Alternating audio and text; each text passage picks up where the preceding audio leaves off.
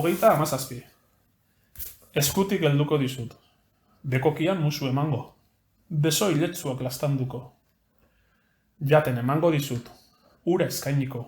Eskua lehertu arte, haize egingo. Aginak garbituko dizkizut, hankak lusatuko, izarak zabalduko. Negar egingo dizut lo zaudela. Negar egingo dizut gaur artekoaz oroitzean. Negar egingo dizut gaurtik aurrerakoaz pentsatzean. Negar egingo dizut leiotik ara begira, ohartu ez zaitezen. Jo, ze polita, kaixo Leonardo. Egunon. Zelan gabiz. Oso ondo, heldu gara azkenean, ona? Bai. Berandutzo. Bai, orduan ni jarri eta azkenean berandutzo. Baina gamentze gau. Elkartu gara. Hori da. Leonardo gukiaga zornotzaga. Hori da, zornotzarra. Euskal filologia entzenduz zergatik. Zergaitik egin nuen, arrazoi bi daude. Bata, beti izan dudalako zaletasuna edo gogoa, ez da hori egiteko. Eta bigarrena, hori egin aurretik kasetaritza ikasi nuen. Eta kasetaritza bukatu ondoren eneukan lanean hasteko bat ere gogorik. Orduan, luzatu egin nuen nire ikasle bizitza. Arrazoia bi hori dira. Egon zinen kasetaritza munduan aldizkari batean lan egiten. Bai, hanboto aztekarian duzu, ezta? Bai, kontua da hor, kasetari izatearen baino, edo kasetaritza ikastearen baino gehiago izan zen, zuzentzaile ibili nintzen, euskara zuzentzaile.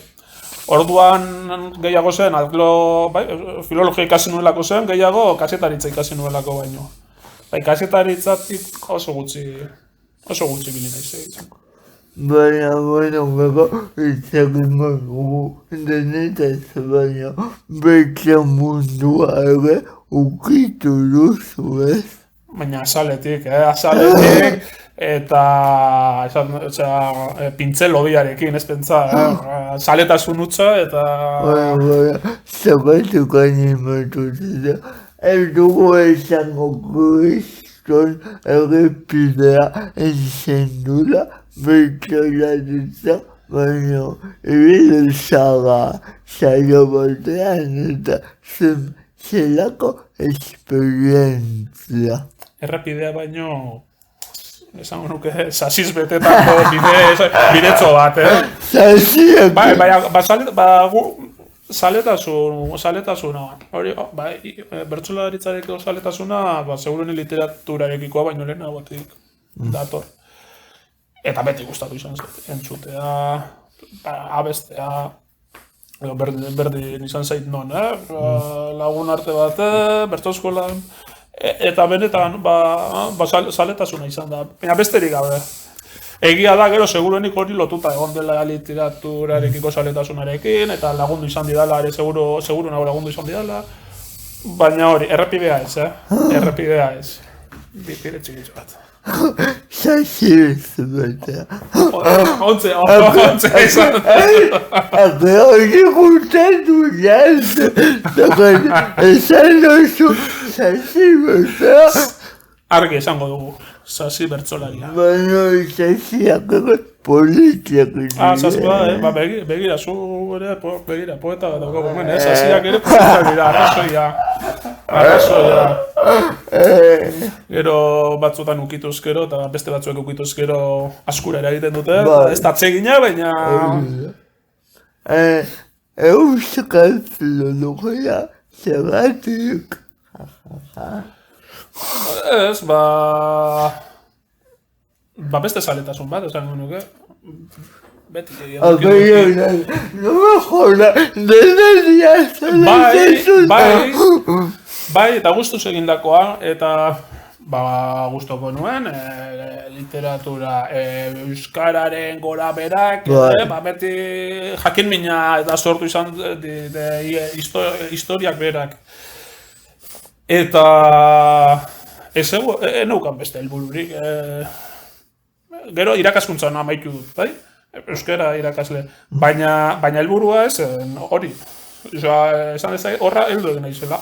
Gustuz hasi nintzen ikasten, eta gauza bate, eraman hau bestera, baina benetan, eta lehen grabatzen hasi orduko esan dizudana, egiten duzuna nahi duzulako eta gustatzen zaizulako egitea, hori da uste dute gakoa. Hori ikasi du, bizitzen zera, ona zera, hogetan hau urte dukigu, baino.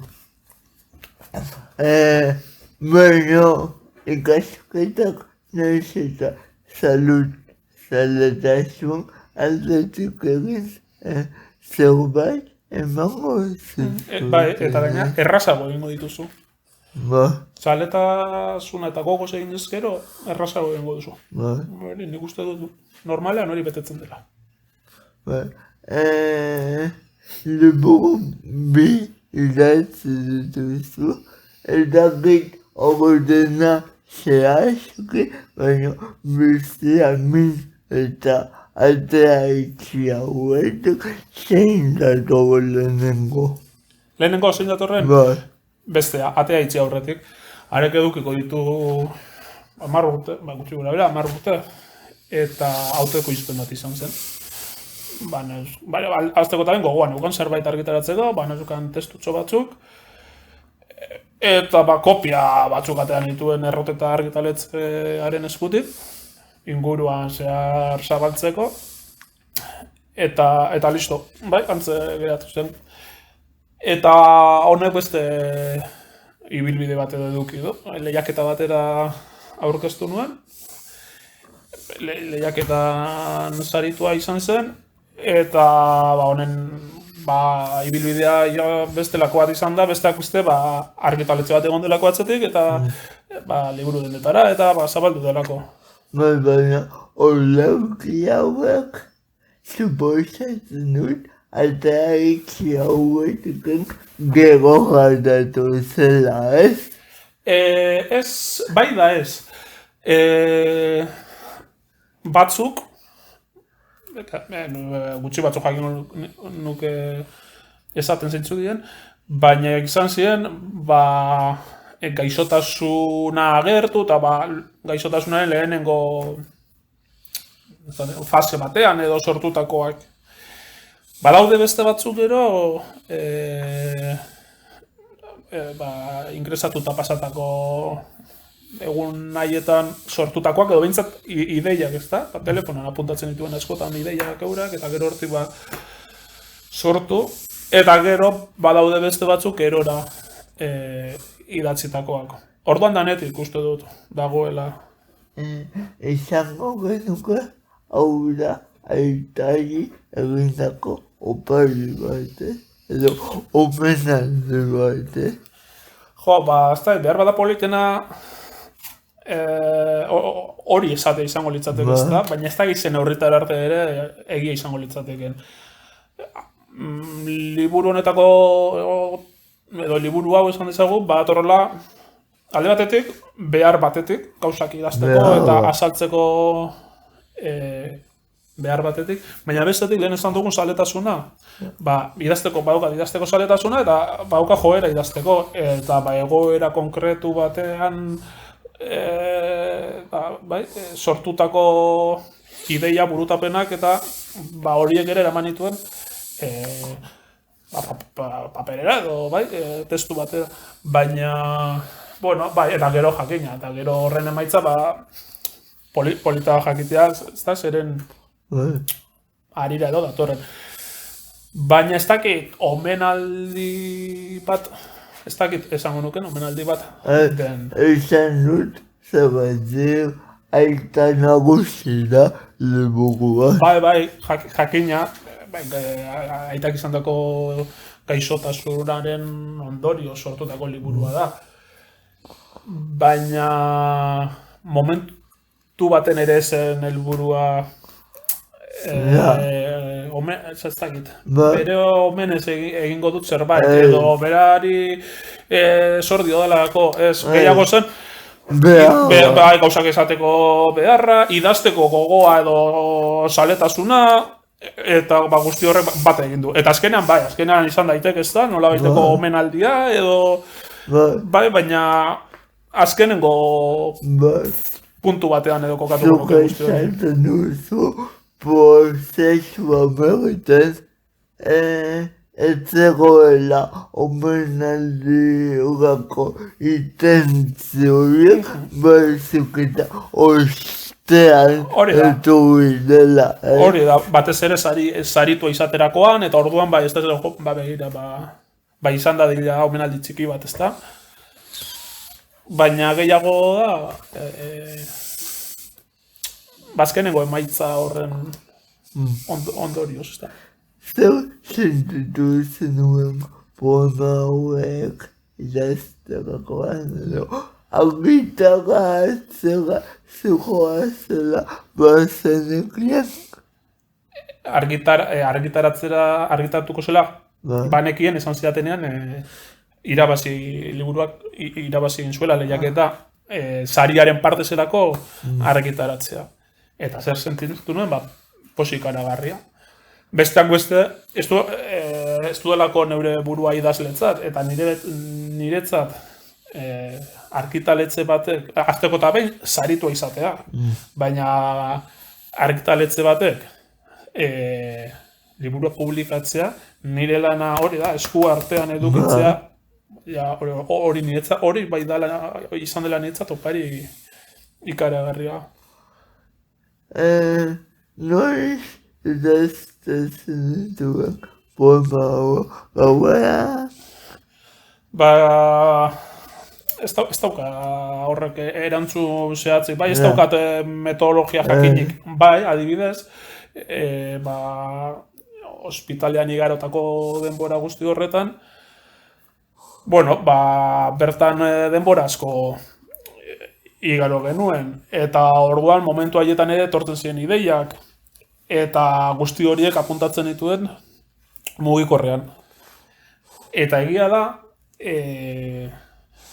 sasoi hartan edo ikusten nuela liburu bat osatzea posible zela. Hainbat poema zeudelako dagoeneko bidea hartuta, beste poema batzuk osatzeko ideia desente banitulako, eta guztiak bazutelako lotura bat. Baina noiz idatzi ez daukatu horrelako altzenean edo aldanean eta buruan ideiak agertzen direnean. Baina izango genuke poema liburu bai idazteko pasagute gogoa izan dela, Bai, oso. Eta behar bada horrek eragin du liburua.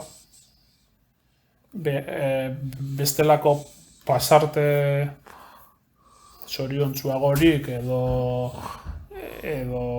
atseginago batek behar bada ez luke libururik sortuko. Eta liburua argitaratuta dago, baina ondik atzera esan dugu atea itxi hauetik dagoela, zer da atea itxi hauetik? Orain 34 urte dauzkat. Gazte. Zer izango nituen, 24 urte, 23 urte. Gaztetxo baten abentura edo ilusioa, ez da? Zerbait publikatzeko ilusioa. Egia esan, urteak ez dira alperri pasa, eta bi liburuak alderatu ezkero, uste dut ezin direla alderatu ere egin. Askoz gustorako geratu naiz bigarren honekin, batez diotzut, idatzi dudanari buruz, eta olerki eure gaitik bat nabari da. Badagoela 10 urteko tartea batetik bestera, ez da?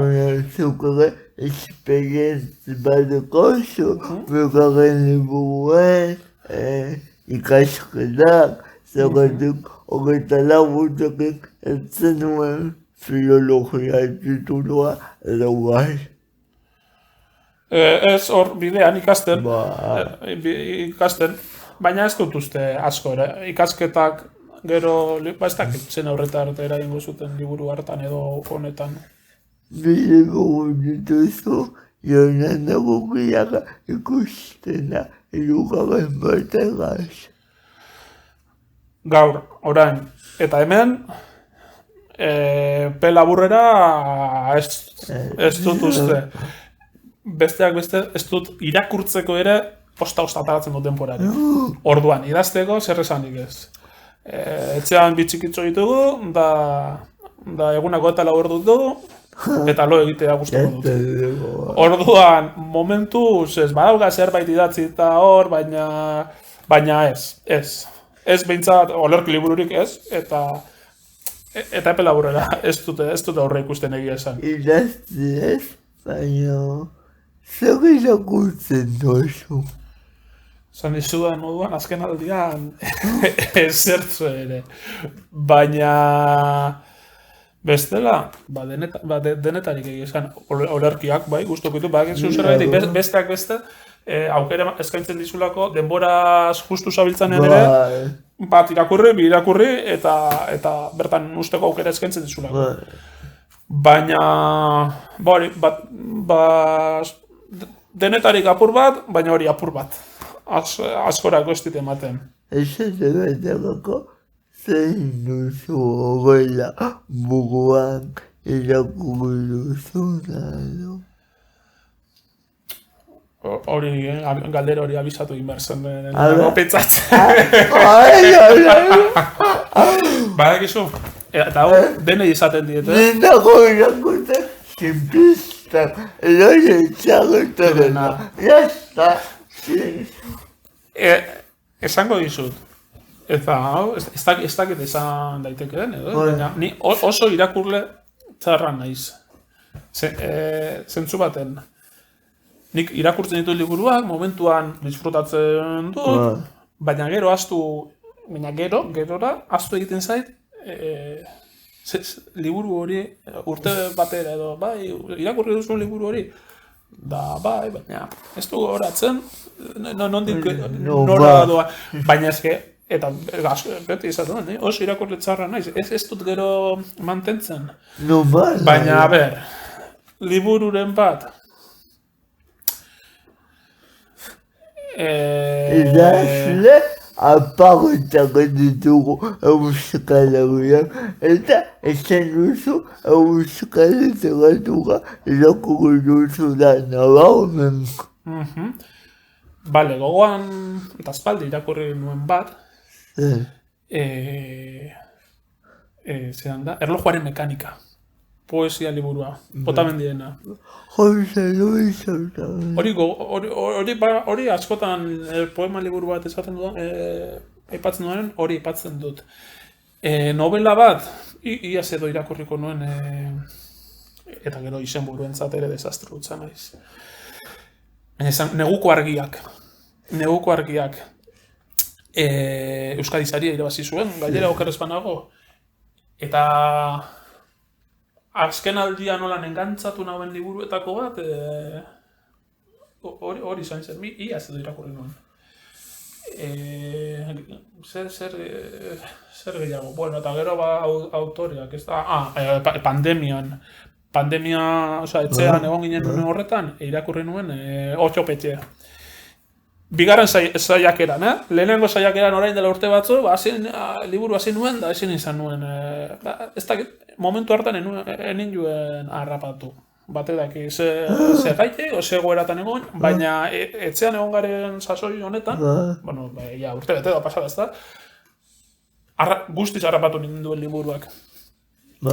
Guztiz. Eta... Bai, eta beste bat, ni asko gustatzen zait, novela historiko ere asko gustatzen zait, eta Epaltzanen liburuak, adibidez, guzturi irakurtzen ditut.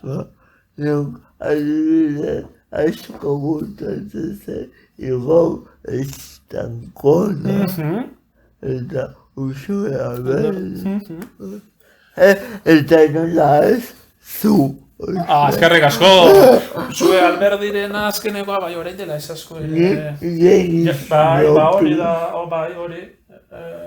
Azkenekotako bat hori, irakurri, no? Eta gero, krimen hori begana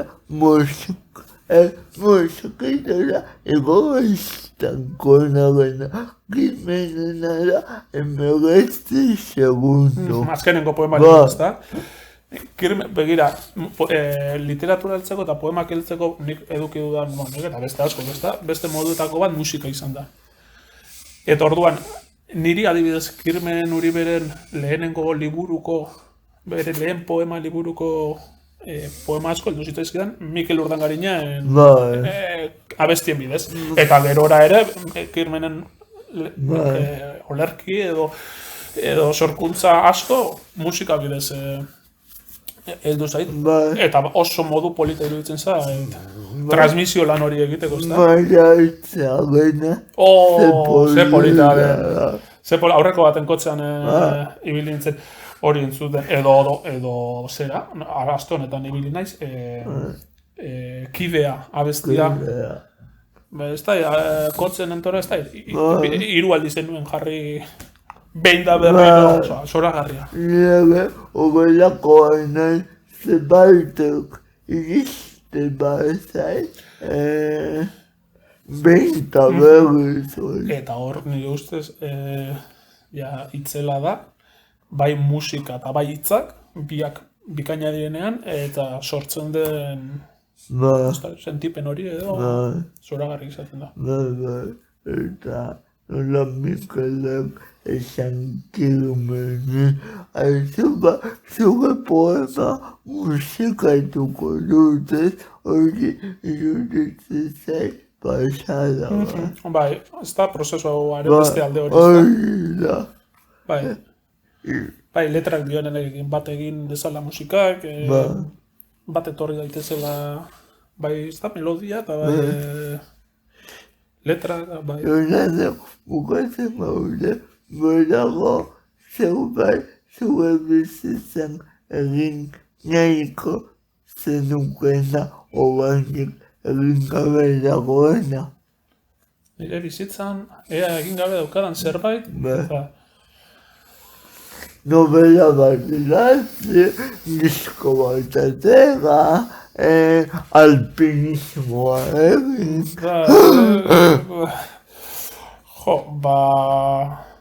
Egia esan oso gauza gutxirekin konformatzen naiz. Nire.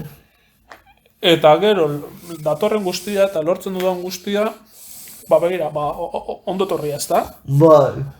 Eta holan ez duzun arrukorik hartzen, helburuen bajarri lortu ez da frustrazio batzuk bintzate zaizten dituzu.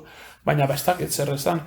Gustatuko litzaiake hizkuntzaren bat ikastea, baina naiz bat ere ona. Hizkuntzak ikasten.